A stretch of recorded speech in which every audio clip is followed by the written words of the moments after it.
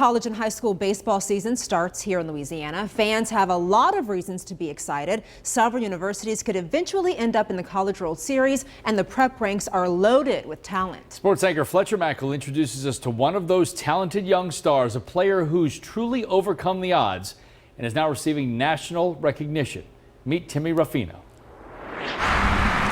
On a quiet stretch of road in rural Covington, you'll find Mike Romano's professional baseball instruction.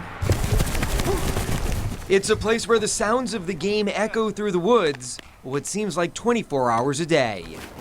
Base hit, 4-4-4! The complex is truly a field of dreams, built by one of the most accomplished ball players from the greater New Orleans area. $100 for a 3-inning save. I played 16 years professionally, happened to get to the big leagues in '99 with the Blue Jays and played, like you said, all over the world. But I mean, I love the game, and I mean, it's a blessing for me to just be able to give back to these kids. And we have 2, 4, 6, 8, 9. I mean, what I've learned from all the coaches and professional coaches I've had over time. One of Romano's prized players is Timmy Ruffino, a left-handed pitcher who's currently a freshman at Archbishop Hannon High School. He's a big, strong kid, and he's a left-hander, so I mean, left-handers are commodities. I mean, and he has a future on the mound. You just got to stay down through that zone. In fact, Timmy is so good that last summer he was invited to try out for the U.S. Under-16 national team.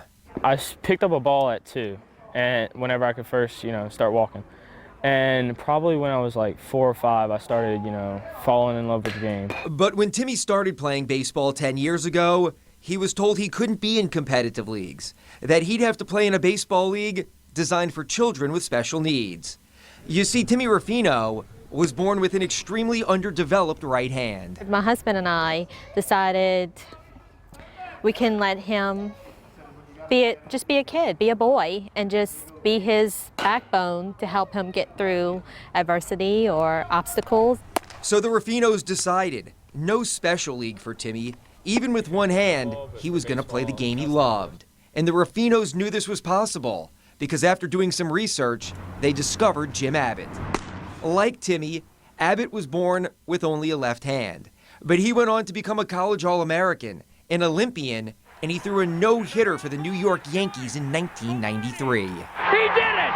He did it! My husband showed me Jim Abbott's card, and so we got a book, a kid's book that had Jim Abbott and different levels of Jim Abbott's life, and showed it to Timmy, and it kind of just snowballed from there into sports. That snowball is now an avalanche of awesome, so to say. Timmy eats, sleeps, and breathes baseball.